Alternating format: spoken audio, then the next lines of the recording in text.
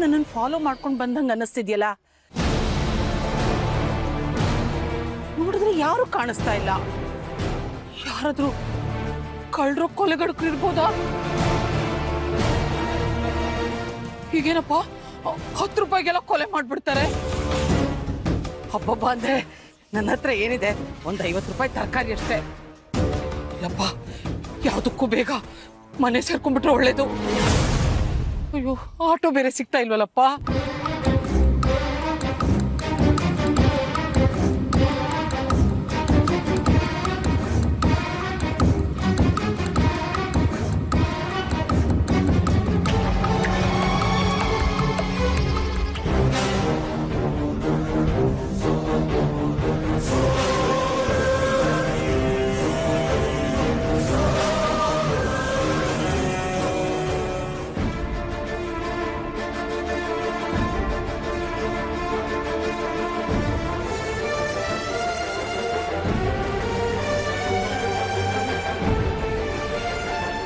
ಗಾಡಿ ನಿಲ್ಸು.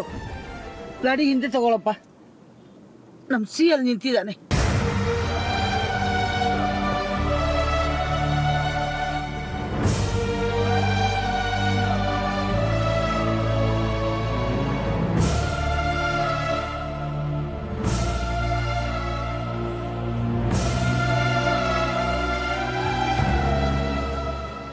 ಓ, ಮಾತಾಡ್ಸಲ್ವಾ? ನನ್ನ ಮನಸ್ಸಿನ ಮಾತು ಅರ್ಥ ಮಾಡಿಕೊಂಡು ನೀನೇ ಬಾರೋ. ಬಾಯ್ ಬಿಟ್ಟು ಕರೆಯೋಕೆ ನನ್ನ ಸ್ವಾಭಿಮಾನ ಅಡ್ಡ ಬರ್ತಿದೆ. ನಿನಗೆ ಮಾತ್ರ ನನ್ನ ಸ್ವಾಭಿಮಾನ ಇರೋದು. ನಿನ್ನ ಮೊಮ್ಮಗ ನಾನು, ಮರಿಬೇಡ.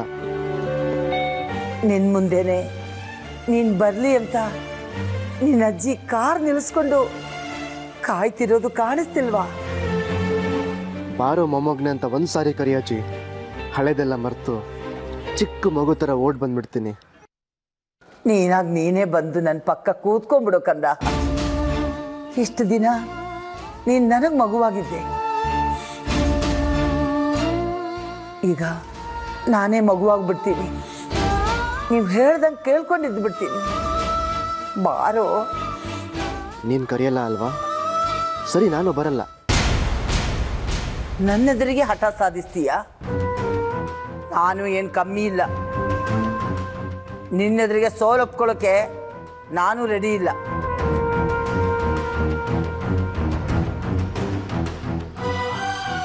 ಏನಪ್ಪ, ಎಷ್ಟೊತ್ತಂತ ದಾರಿಯಲ್ಲಿ ಕಾರ್ ಹೀಗೆ ನಿಲ್ಸ್ಕೊಂಡಿರ್ತೀಯ?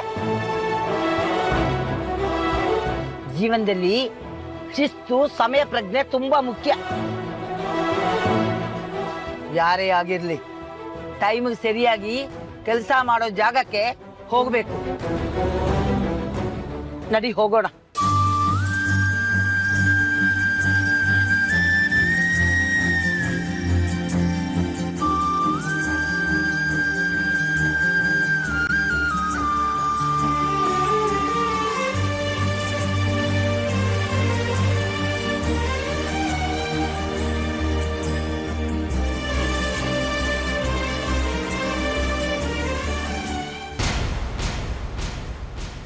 ನೀವಾ?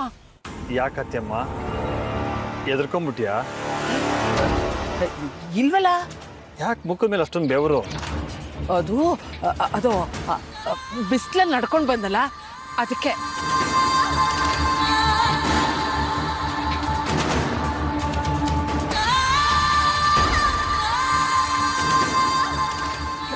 ಯಾಕ್ರಿ ನಾನು ಫಾಲೋ ಮಾಡ್ತಿದ್ದೀರಾ? ನಿನ್ನ ಮಗಳನ್ನು ಹೀಗೇ ಫಾಲೋ ಮಾಡಿದ್ದೆ, ವರ್ಕೌಟ್ ಆಗಲಿಲ್ಲ. ಜಾನುನ ನನ್ನ ಮಿಸ್ಸೆಸ್ ಮಾಡ್ಕೋಬೇಕು ಅಂದ್ಕೊಂಡೆ, ಮಿಸ್ ಆಗ್ಬಿಟ್ಲು. ಆದ್ರೀಗ ನಿನ್ನನ್ನು ಫಾಲೋ ಮಾಡಿದ್ದು ನಿನಗೋಸ್ಕರ ಅಲ್ಲ, ನಿನ್ನ ಮಗಳು ನನ್ನ ಜಾನುಗೋಸ್ಕರ. ಎಷ್ಟು ಸರ್ತಿ ಹೇಳೋದು ನಿಮಗೆ ಜಾಹ್ನವಿನ್ ಮರ್ತು ಬಿಡಿ ಅಂತ? ಅವಳಾಗ್ಲೇ ನಿಮ್ಮನ್ನು ತಿರಸ್ಕರಿಸಿ ಬೇರೆಯವ್ರ ಕೈಲಿ ತಾಳಿ ಕಟ್ಟಿಸ್ಕೊಂಡಿದ್ದಾಗಿದೆ. ನಾನು ಹೀರೋಯಿನ್ ಇಶಾ ಫ್ಯಾನು. ಅವಳು 50 ಸಿನಿಮಾದಲ್ಲಿ 50 ಜನ ಹೀರೋಗಳ ಕೈಲಿ ತಾಳಿ ಕಟ್ಟಿಸ್ಕೊಂಡಿದ್ದಾಳೆ. ಹಾಗಂತ 50 ಜನರನ್ನು ಮದುವೆ ಆಗಿದ್ದಾಳೆ ಅಂತ ಅರ್ಥನಾ? ಜಾನುಗೆ ಶ್ರೀ ಕಟ್ಟಿದ ತಾಳಿನೂ ಹಾಗೆ ಅನ್ಕೋತೀನಿ. ಜಾನು ಎವರ್ಗ್ರೀನ್ ಹೀರೋಯಿನ್, ಶ್ರೀ ಜೊತೆ ಮದುವೆ ಒಂದು ಎಕ್ಸ್ಪೀರಿಯನ್ಸ್ ಅಷ್ಟೇ. ನಾಚಿಕೆ ಆಗಲ್ವಾ ನಿಮ್ಗೆ? ನಾಚಿಕೆ ಹೆಣ್ಣಿನ ಸೊತ್ತು, ಗಂಡಸಿನ ಸೊತ್ತು. ಅಹಂ. ಚೆನ್ನಾಗಿರೋ ಜಾನವಿ ಬಾಳಲ್ಲಿ ಹುಳಿ ಹಿಂಡಕ್ ಹೋಗ್ಬೇಡ್ರಿ, ಹೋಗ್ರಿ ಸುಮ್ನೆ. ಶ್ರೀಮಂತ ಹಳಿಯ ಸಿಗ್ದಂತ ವರ್ಷೆ ಬದಲಾಯಿಸ್ಬಿಟ್ರೆ ಹೇಗೆ ಅತ್ಯಮ್ಮ? ಈ ನಿನ್ನ ಮರ್ಯಾದೆ ಸೀತಮ್ಮನ ಫೋಟೋ ನನ್ನ ಹತ್ರ ನಡೆಯಲ್ಲ. ಒಂದು ಕಾಲದಲ್ಲಿ ನೀನು ನನಗೆ ನಿನ್ನ ಮಗಳನ್ನ ಮಾರಕ್ ನಿಂತವಳು ಅನ್ನೋದನ್ನ ಮರಿಬೇಡ.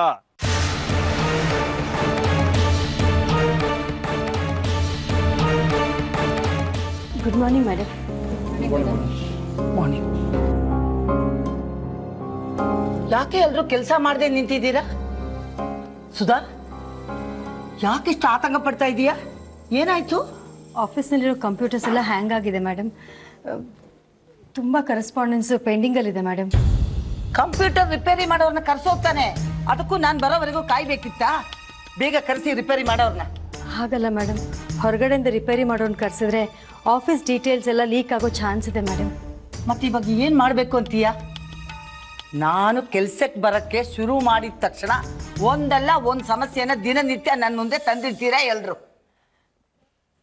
ಏನ್ ನಿಮ್ಮ ಉದ್ದೇಶ? ಅದು ಹಾಗಲ್ಲ ಮೇಡಮ್, ಮೊದಲು ಕೂಡ ಕಂಪ್ಯೂಟರ್ಸು ಹ್ಯಾಂಗ್ ಆಗ್ತಾ ಇತ್ತು. ಆವಾಗೆಲ್ಲ ಏನ್ ಮಾಡ್ತಿದ್ರಿ? ಶ್ರೀಸರೇ ರಿಪೇರಿ ಮಾಡ್ತಿದ್ರು.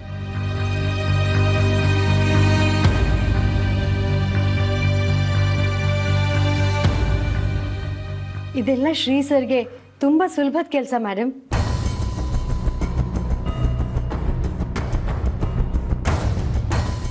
ಶ್ರೀ ಸರ್ ಆಫೀಸಿಗೆ ಬಂದ್ರೆ 1 ನಿಮಿಷದಲ್ಲಿ ಸರಿ ಮಾಡ್ಬಿಡ್ತಾರೆ ಮೇಡಮ್. ಆಗಿಂದ ಅವ್ರಿಗೆ ಫೋನ್ ಮಾಡ್ತಾ ಇದ್ದೀನಿ, ಆದ್ರೆ ಶ್ರೀ ಸರ್ ಯಾಕೋ ಫೋನೇ ತಗೋತಾ ಇಲ್ಲ. ಪಾಪ, ಅವನಿಗೆ ಆಫೀಸಿಗೆ ಬರೋದಕ್ಕೆ ಆಟೋ ಇಲ್ಲ ಬಸ್ ಸಿಕ್ಕಿದೆಯೋ ಇಲ್ವೋ? ಅವನ ಆಫೀಸಿಗೆ ಬರೋದು ತಡ ಆಗ್ಬೋದು. ಆದರೆ ಬರದೆ ಅಂತೂ ಇರಲ್ಲ.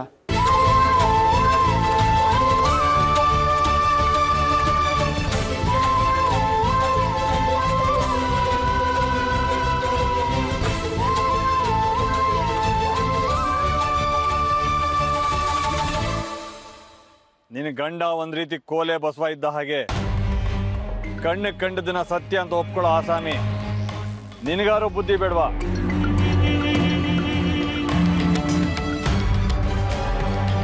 ರೈಲು ಕಂಬಿ ನೋಡಿದ್ಯಾ ಅತ್ಯಮ್ಮ? ಯಾವಾಗ್ಲೂ ಜೊತೆಲೇ ಇರುತ್ತೆ, ಯಾವತ್ತೂ ಒಟ್ಟು ಸೇರಲ್ಲ. ಈಗ ನಿನ್ನ ಮಗಳು ಅಳಿಯನ ಸಂಬಂಧ ಹಾಗೇ ಆಗಿದೆ.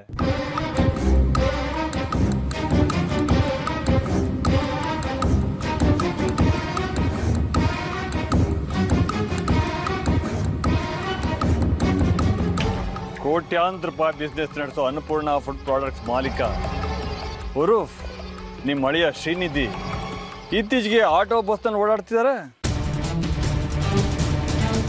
ಅನ್ನಪೂರ್ಣಮ್ಮ ಅವ್ರ ಮನೆಯಲ್ಲಿ ಕಾರುಗಳಿಗೇನು ಬರ ಇದೆಯಾ ಅತ್ಯಮ್ಮ? ಈಗ ಅವನು ಅನ್ನಪೂರ್ಣಮ್ಮ ಅವ್ರ ಮನೇಲಿ ಇಲ್ಲ, ಫ್ರೆಂಡ್ ಮನೇಲಿದ್ದಾನೆ. ಕಾರಣ ಗೊತ್ತಿಲ್ಲ, ಆದರೆ ಇನ್ಫಾರ್ಮೇಶನ್ ಮಾತ್ರ ಕರೆಕ್ಟ್ ಆಗಿದೆ. ಜಾನು ಮೊದಲೇ ಎಮೋಷನಲ್ ಪಾರ್ಟಿ. ಹಾರ್ಟ್ ಪ್ರಾಬ್ಲಮ್ ಇರೋ ಅಪ್ಪನ ಬಗ್ಗೆ ಸಿಕ್ಕಾಪಟ್ಟೆ ಅನುಕಂಪ. 2 ವರ್ಷ ಇದ್ದೋಗ ಆಸಾಮಿ ಈಗಲೇ ಗೊಟಕ್ ಅನ್ಬಿಡ್ಬೋದು ಅನ್ನೋ ಭಯ. ಅದಕ್ಕೆ ವಿಷಯ ನಿಮ್ಮಿಂದ ಮುಚ್ಚಿಟ್ಟಿದ್ದಾರೆ. ಗಂಡ ಹೆಂಡತಿ ಸಂತೋಷವಾಗಿ ಜೊತೆಲಿದ್ದೀವಿ ಅನ್ನೋ ಥರ ನಿಮ್ಮ ಮುಂದೆ ನಾಟಕ ಮಾಡ್ತಿದ್ದಾರೆ. ನೀವು ಅದನ್ನೇ ನಂಬ್ತಾ ಇದ್ದೀರಿ, ಅಥವಾ ನೀನು ಎಲ್ಲ ಗೊತ್ತಿದ್ದು ನಾಟಕ ಮಾಡ್ತಾ ಇದೀಯಾ? ಅಯ್ಯೋ, ದೇವರಾಣಿಗೂ ನಾನು ನಾಟಕ ಮಾಡ್ತಾ ಇಲ್ಲ. ಹಾಗೆ ನಿಮ್ಮ ಮಾತಲ್ಲೂ ನನಗೆ ಯಾಕೋ ನಂಬಿಕೆ ಬರ್ತಾ ಇಲ್ಲ. ಅತ್ಯಮ್ಮ, ನಿಮ್ಮನ್ನ ಸುಮ್ಮನೆ ನಂಬಿಸಿ ನನಗೇನು ಪ್ರಯೋಜನ ಇಲ್ಲ. ಜಾನು ಪರಿಚಯ ಆಗಿದ್ದೆ ನಿಮ್ಮಿಂದ ಅಲ್ವಾ? ಅದಕ್ಕೆ ನಿಮ್ಮನ್ನು ಕಂಡ್ರೆ ನನಗೇನೋ ಒಂಥರ ಪ್ರೀತಿ, ಐ ಮೀನ್ ಗೌರವ. ಜಾನು ಹೇಗೂ ನಂಗೆ ಸಿಕ್ಕೇ ಸಿಗ್ತಾಳೆ. ಇದರಿಂದ ನಿಮಗೂ ಏನಾದರೂ ಉಪಯೋಗ ಆಗೋದಾದರೆ ಮಾಡ್ಕೊಳ್ಳಿ ಅಂತ. ಮೊನ್ನೆ ತಾನೇ ಒಬ್ಬ ಜ್ಯೋತಿಷಿ ನನ್ನ ಕೈ ನೋಡಿ ಹೇಳಿದಾನೆ, ನಿಮ್ಮ ಮದುವೆ ಯೋಗ ಇಷ್ಟರಲ್ಲೇ ಇದೆ, ನೀವು ಇಷ್ಟಪಟ್ಟ ಹೆಣ್ಣು ನಿಮ್ಮ ಕೈ ಹಿಡಿತಾಳೆ ಅಂತ. ನಾನು ಇಷ್ಟಪಟ್ಟ ಹೆಣ್ಣು ಜಾನು ಅಲ್ವಾ? जानू मेरे जान मैं तेरे कुर्बान जानू मेरे जान मैं तेरे कुर्बान ಜಾನು ಶ್ರೀನಿಧಿ ಸಂಬಂಧ ಚೆನ್ನಾಗಿಲ್ಲ. ದೇವರಾಣೆ ಬರ್ಲಾ?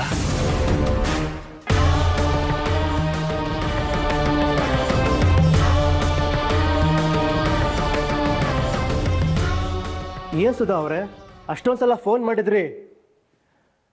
ಬಸ್ಸಲ್ಲಿ ಸೀಟ್ ಸಿಗದೆ ಕಷ್ಟಪಟ್ಟು ನಿಂತ್ಕೊಂಡಿದ್ದೆ, ಅದಕ್ಕೆ ರಿಸೀವ್ ಮಾಡೋಕ್ಕಾಗಲಿಲ್ಲ.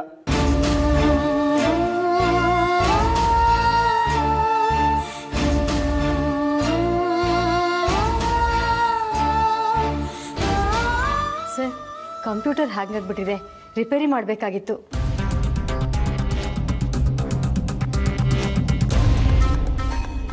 ನಿಮ್ಮ ಪ್ರೊಪ್ರೈಟರ್ ಮೇಡಮ್ಗೆ ಹೇಳುತ್ತಾನೆ. ಪಾಪ, ಅವ್ರಿಗಿದೆಲ್ಲ ಎಲ್ಲಿ ಮಾಡಕ್ಕೆ ಬರುತ್ತೆ ಸರ್? ಯಾರೇ ಆಗಿರಲಿ ಆಫೀಸ್ಗೆ ಕರೆಕ್ಟ್ ಟೈಮ್ ಹೋಗಬೇಕು ಅಂತ ರೋಡ್ ಮಧ್ಯದಲ್ಲಿ ಕಾರ್ ನಿಲ್ಲಿಸಿ ಭಾಷಣ ಮಾಡಿ ಬಂದ್ರಿ. ಇವಾಗೇನು ಹೇಳ್ತೀರಾ? ಬರೀ ಟೈಮಿಗೆ ಸರಿಯಾಗಿ ಆಫೀಸಿಗೆ ಬಂದ್ಬಿಟ್ರೆ ಸಾಲದು. ಆಫೀಸಲ್ಲಿ ಏನು ನಡೆಯುತ್ತೆ, ಯಾವ ಸಮಸ್ಯೆನ ಹೇಗೆ ಹ್ಯಾಂಡಲ್ ಮಾಡಬೇಕು ಅನ್ನೋದು ಗೊತ್ತಿರಬೇಕು. ನನ್ನನ್ನು ಹಂಗಿಸಿದ ಸಾಕು, ರಿಪೇರಿ ಮಾಡು ಮೊದಲು. ಕೆಲಸ ಎಲ್ಲ ನಿಂತೋಗಿದೆ. ನಾನಿಲ್ಲದೆ ಕಂಪ್ನಿ ನಡೆಸೋದು ಕಷ್ಟ ಆಗ್ಬಿಟ್ಟಿದೆಯಾ? ಹಾಗಂತ ಒಪ್ಕೊಳ್ಳಿ, ಮಾಡ್ತೀನಿ. ತಕ್ಷಣ ರಿಪೇರಿ ಮಾಡು. ಕಂಪ್ಯೂಟರ್ ರಿಪೇರಿ ಮಾಡೋಣ ನಾನು? ಅದು ನನ್ನ ಮೋಡ್ ಆಫ್ ವರ್ಕಲ್ಲಿ ಇಲ್ಲ ಅಲ್ವಾ ಸುಧಾ ಅವರೇ?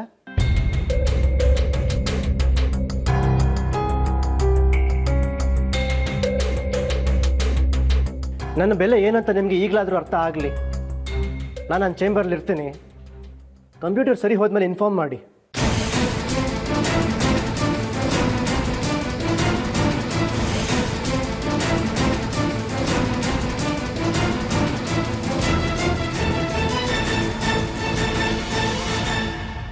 ಮೇಡಮ್, ನೀವೇ ಅವ್ರನ್ನ ಕನ್ವಿನ್ಸ್ ಮಾಡಿ ಒಪ್ಪಿಸ್ಬೇಕು ಮೇಡಮ್. ಅವನ ಹತ್ರ ನಾನು ಬೇಡ್ಕೋಬೇಕಾ? ಕಂಪ್ಯೂಟರ್ ಸರಿ ಹೋಗದೆ ಕೆಲಸ ಮುಂದೆ ಹೋಗಲ್ಲ ಮೇಡಮ್.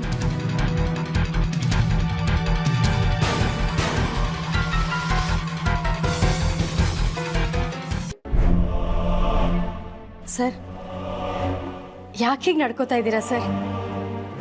ನಾನೇನು ಮಾಡಿದೆ? ಮನೆಯೊಳಗಿನ ಜಗಳ ಆಫೀಸ್ ತನಕ ಬಂದರೆ ಚೆನ್ನಾಗಿರಲ್ಲ ಸರ್. ಆಫೀಸ್ ಸ್ಟಾಫ್ ಯಾರನ್ನು ನಾನು ಹೊರಗಿನವ್ರಂತ ಅನ್ಕೊಂಡಿಲ್ಲ. ಇನ್ನು ಎಷ್ಟು ದಿವಸ ಈ ಮುಸ್ಕಿನೊಳಗಿನ ಗುದ್ದಾಟ? ಎಷ್ಟೇ ಆದರೂ ಅವ್ರು ನಿಮ್ಮ ಅಜ್ಜಿ ಅಲ್ವಾ ಸರ್? ಅವ್ರಿಗೂ ನೆನಪಿರ್ಬೇಕಲ್ವಾ ನಾನು ಅವ್ರ ಮೊಮ್ಮಗ ಅಂತ. ಹೀಗೆ ಒಬ್ಬರ ಮೇಲೊಬ್ರು ಹಠ ಸಾಧಿಸ್ತಾನೆ ಹೋದರೆ ಜಗಳ ಜಾಸ್ತಿ ಆಗತ್ತೆ. ಸಂಬಂಧದಲ್ಲಿ ಸೋತ್ರೆ ನೆಮ್ಮದಿ ಜಾಸ್ತಿ ಸರ್. ಅದು ಅವ್ರಿಗೂ ಅಪ್ಲೈ ಆಗತ್ತಲ್ವಾ? ಆ ಮಾತನ್ನು ನಾನು ಅವ್ರಿಗೆ ಹೇಳೋಕ್ಕೆ ಸಾಧ್ಯ ಇಲ್ಲ ಸರ್. ಮನೆಯಲ್ಲೂ ಹೀಗೆ ಎಲ್ಲರೂ ಅಧಿಕಾರದಿಂದ ಭಯದಲ್ಲಿ ಇಟ್ಕೋತಾರೆ. ಪ್ರೀತಿಯಿಂದ ಮಾತ್ರ ಇನ್ನೊಬ್ಬರು ಮನಸ್ಸು ಗೆಲ್ಲೋದಕ್ಕೆ ಸಾಧ್ಯ ಅಂತ ಅವ್ರಿಗೆ ಅರ್ಥ ಆಗಲಿ. ಅದಕ್ಕೆ ನಾನು ಇದನ್ನೆಲ್ಲ ಮಾಡ್ತಿರೋದು. ಸರ್, ಕಂಪ್ಯೂಟರ್ ರಿಪೇರಿ ಆಗದೆ ಹೋದರೆ ಕೆಲ್ಸಕ್ಕೆ ತೊಂದರೆ ಆಗುತ್ತೆ. ಆ ಭಯ ಅಜ್ಜಿಗೂ ಇದ್ದೇ ಇರುತ್ತೆ. ಅವ್ರಿಗಂತೂ ರಿಪೇರಿ ಮಾಡೋಕ್ಕೆ ಬರಲ್ಲ.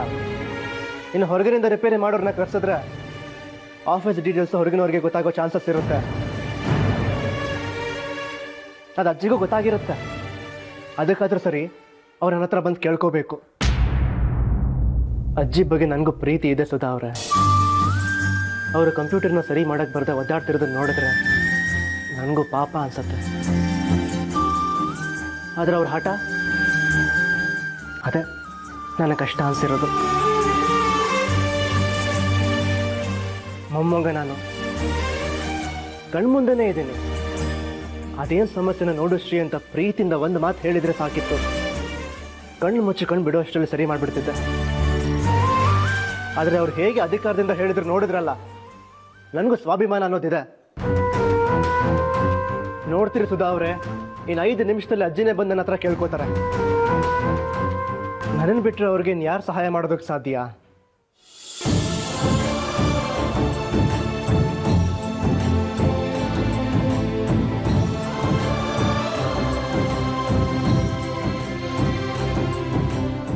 ಜಾನು,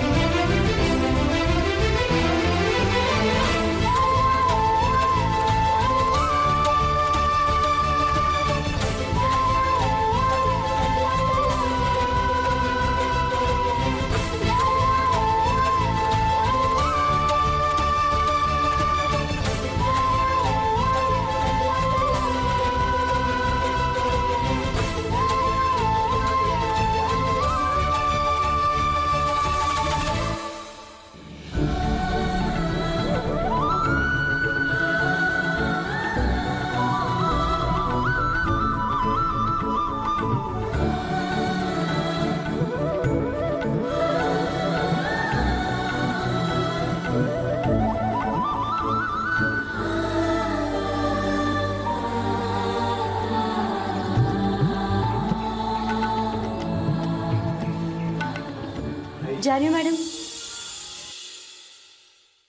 ಮೇಡಮ್ ನಿಮಗೋಸ್ಕರ ಕಾಯ್ತಾ ಇದ್ದಾರೆ.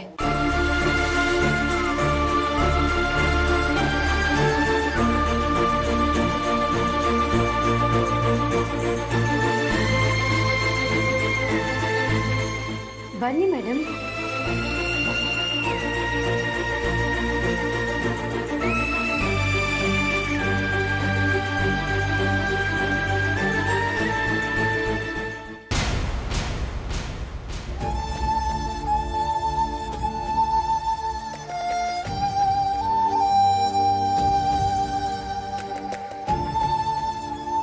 मैडम,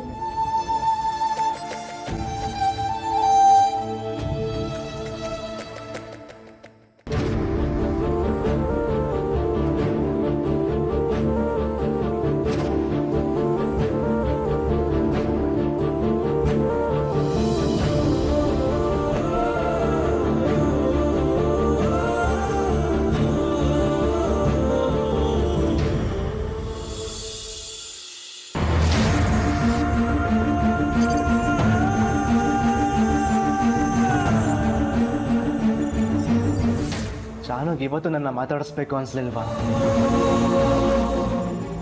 ಮತ್ತು ಆಫೀಸಿಗೆ ಯಾಕೆ ಬಂದಿದ್ದಾಳೆ?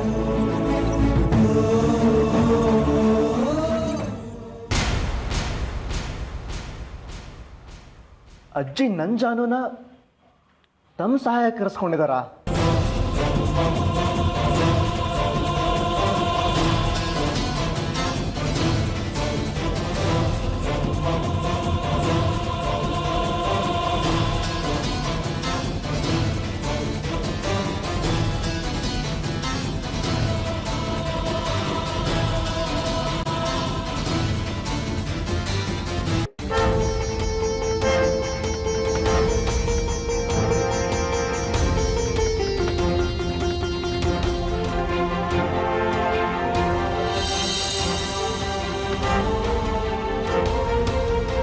ಬಂದ್ಯಾ?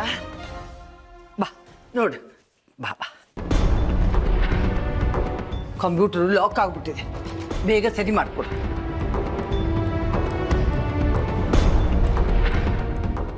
ಏನಾಯ್ತು? ಫೋನಲ್ಲಿ ಸರಿ ಮಾಡಕ್ ಬರುತ್ತೆ ಅಂತ ಹೇಳಿದ್ದೆ, ನಿಜವಾಗ್ಲೂ ಬರುತ್ತೆ ತಾನೇ? ಬರುತ್ತೆ, ಆದ್ರೆ ಏನಾದ್ರೆ? ಶ್ರೀನೇ ಇದ್ರಲ್ಲ, ಈ ಕೆಲಸ ನನಗಿಂತ ಚೆನ್ನಾಗಿ ನನಗಿಂತ ಬೇಗ ಶ್ರೀನೇ ಮಾಡ್ತಾರೆ. ಅವರಿರುವಾಗ ನನ್ನನ್ನು ಪ್ರಶ್ನೆ ಮಾಡಬೇಡ, ಕೆಲಸ ಆಗ್ಬೇಕಷ್ಟೇ. ಇದು ನನ್ನ ಸ್ವಾಭಿಮಾನದ ಪ್ರಶ್ನೆ. ಈ ಕೆಲಸ ನನಗೆ ಹೇಳ್ಕೊಟ್ಟಿದ್ದೆ ಶ್ರೀ. ಅವರಿರುವಾಗ ನಾನು ಬಂದು ಹೀಗೆ ರಿಪೇರ್ ಮಾಡೋದು ತಪ್ಪಾಗಲ್ವಾ? ಅವನಿನ್ನೇ ಮೊದಲು ಕೇಳಿದ್ದು, ನಾನೇನು ಕಂಪ್ಯೂಟರ್ ರಿಪೇರಿ ಮಾಡೋನಲ್ಲ ಅಂತ ಮುಖಕ್ಕೆ ಕೊಡ್ದಂಗೆ ಹೇಳ್ದ.